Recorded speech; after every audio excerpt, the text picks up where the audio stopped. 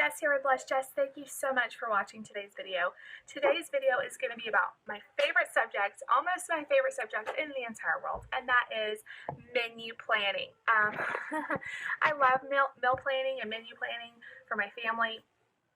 I have found that it really does change our budget. It changes our, I'm sorry, the camera is always crooked when I do this. It changes our stress level for the week. It really does help us eat healthier, help us save money, and it helps my sanity to know exactly that I have the stuff in our house that is going to feed us for the entire week.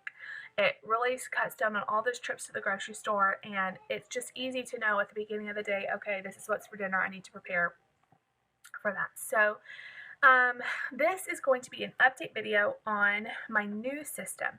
So let me just briefly explain the old way I used to menu plan. I have Pinterest recipes pinned. I have a spreadsheet.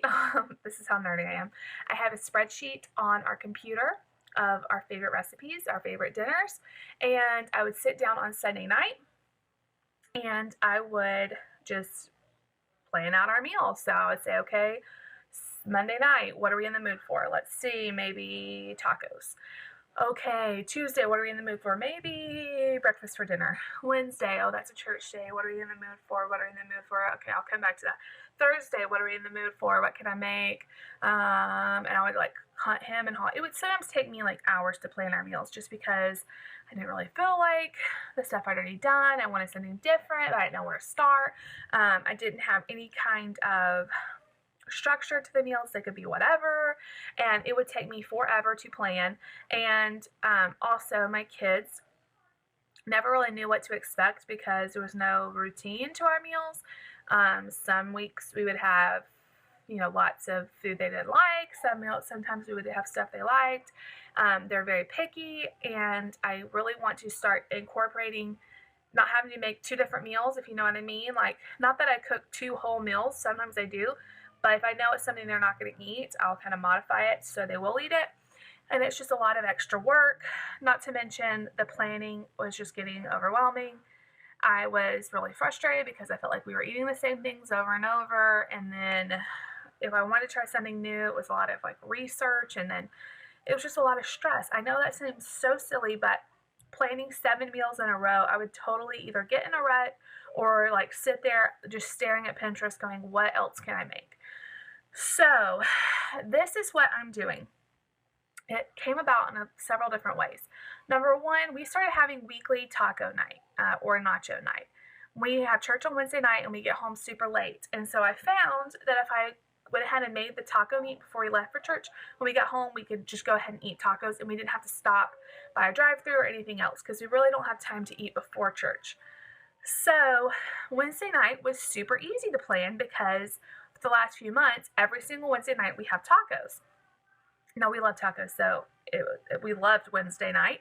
The kids ate really great on Wednesday night because they came to expect taco night. They liked tacos, and it was just a really easy meal. It was a really easy meal to plan. Every single week, I realized, okay, well, it's taco night, or it's nacho night, it's taco salad night, and I would do something with taco meat. It was super easy, and so that kind of had been in my brain. And then I was listening to a podcast. I think it's called Plan Simple Meals podcast, and I forget the girl's name. I'll try to remember, link it below if I can remember. I think it's like Mia Moran. I don't remember. I'll try to remember to link it if I can find the link. And she was talking about a strategy to get her kids to eat better and to expect it. And she told this story about how when her kid was in kindergarten, the teacher made a snack for them every single Thursday, and it was sauteed spinach. And every single Thursday, they had vegetable day, and they would have some kind of sauteed green. And she said she found it so interesting that her kids would eat it. And she went and asked the teacher, like, what's the deal with the sauteed greens in kindergarten, you know? And the teacher's like, well, you know, every single Thursday is vegetable day, and we're trying new vegetables. And she said, you know, some kids, the first vegetable day, will eat the sauteed spinach. But then some kids, it takes them several weeks of seeing it on their plate, getting used to the idea of vegetable day, and then by the end of the year, almost all the kids were eating sauteed kale, sauteed spinach, crazy stuff that you would not think kindergartners would like. So she started thinking, what is it about that that's getting them to try it? And what she thought is it's the routine of seeing it every single week. It's not a surprise to them that you're going to serve them vegetables on Thursday because Thursday is vegetable day. And so she started having set days. So Monday may be sandwich night. Tuesday may be chicken night. Friday may be pasta night or whatever. And she just set these nights that every single week. Now, it seems really boring, but let's say you have pasta night one night a week. Pasta night can be lasagna.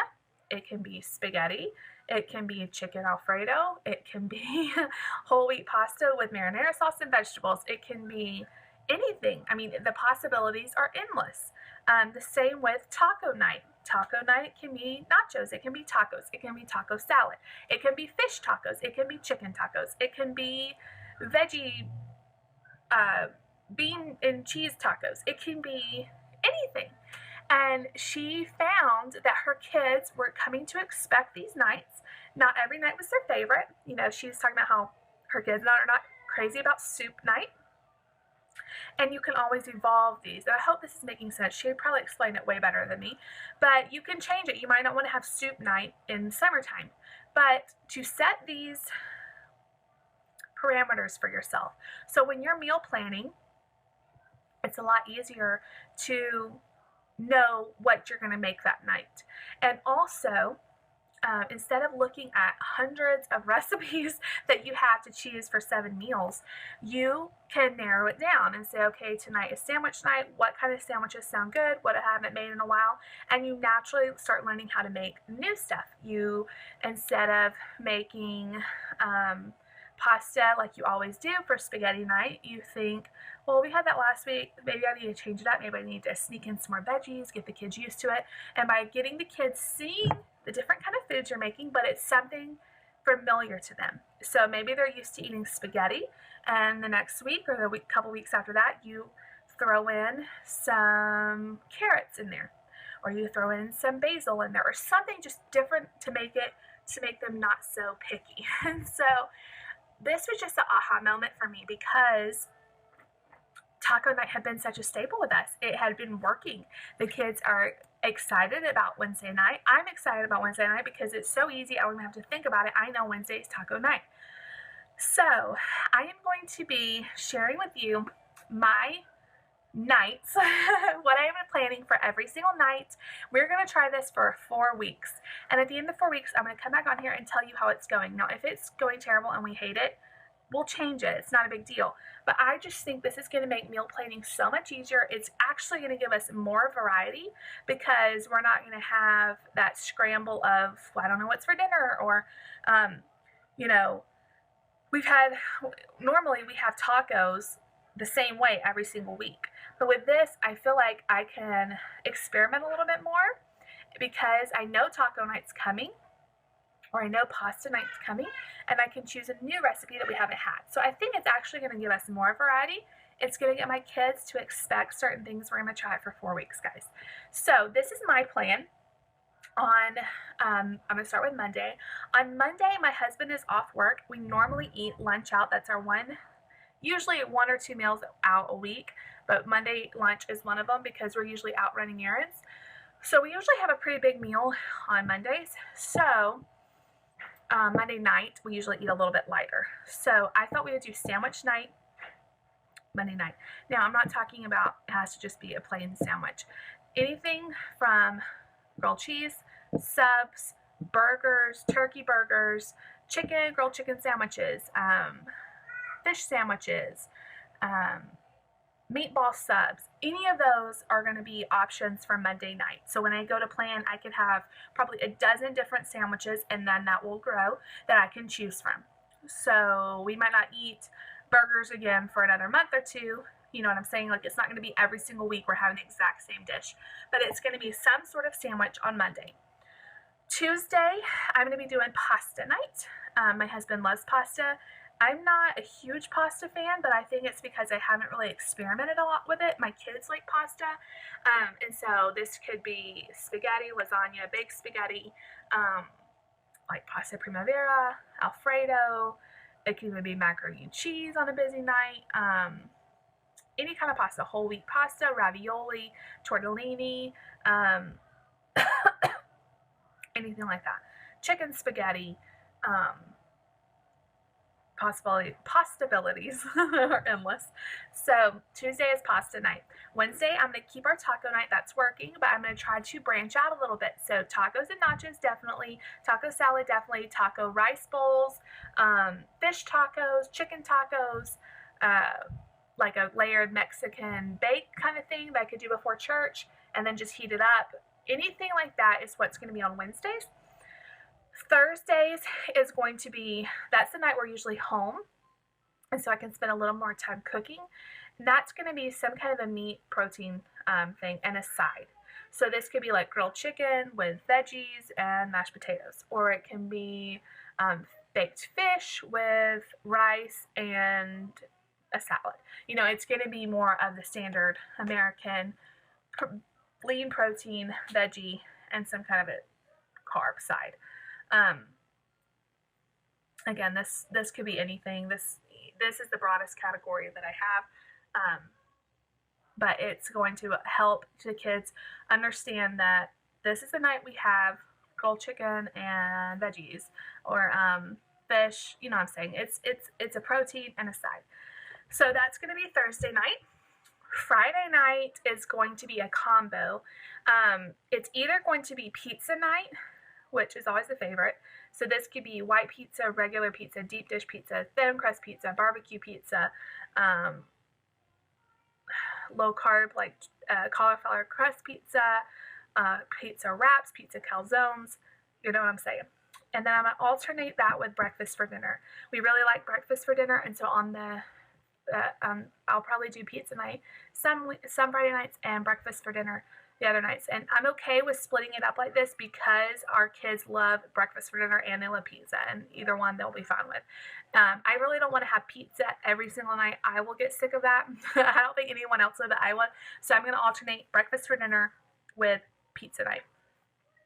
Now Saturday is going to be soup or a casserole, like kind of thing. Like, so it could be chili, tortilla soup, tomato basil soup, chicken noodle soup, taco soup, that kind of stuff. And I will also alternate that with a casserole, like,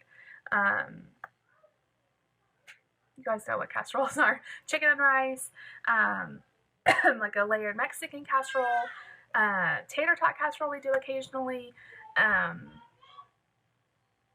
anything like that.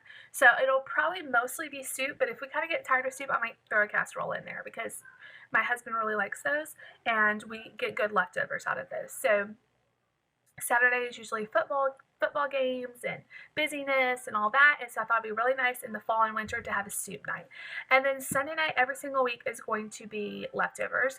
And when I say leftovers, it doesn't mean that you have to eat something that's been left over throughout the week. I'm not a huge leftover fan. My husband loves leftovers. He would eat leftovers all the time. He loves it. When I say leftovers, it could be a sandwich, like oatmeal, you know, just something that I'm not cooking. I'm not responsible for cooking for everyone. It's kind of like an on your own night. Eat something that's left over. If there's nothing left over, grab a sandwich, grab cereal, grab oatmeal, grab a frozen dinner, that kind of thing. Sundays are crazy busy for us, and I like to just take a step back. And one Sunday a month, we are actually at a small group, so we won't have to prepare a dinner. So that is my plan. I hope it makes sense. I really do. But I've been thinking a lot about this.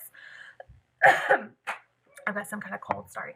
I've been thinking a lot about this and trying to make meal planning easier, make it more useful for my family, and try to get my kids eating a little bit broader. So, you know, if they're used to cheese pizza or pepperoni pizza, maybe add a couple of sprinkles of some kind of green pepper on it and just see, you know, maybe they'll eat that because it's in a familiar thing that they like, which is pizza.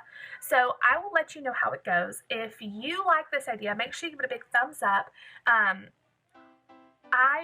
think that meal planning is so crucial to running your household. If you work at home, if you're a stay-at-home mom, if you work outside the home, meal planning is crucial. And I'm going to do a whole video coming up soon on the importance of meal planning. I think a lot of people already know this, but if it's something new to you and it's never worked for you before, be looking for that video. I'm going to kind of break it down and tell you my personal experience of meal planning and how I've kind of evolved it. And so be looking for that video if you're interested. So please subscribe if you're new. I would love to have you subscribe. And I will see you all next time. Goodbye, everybody.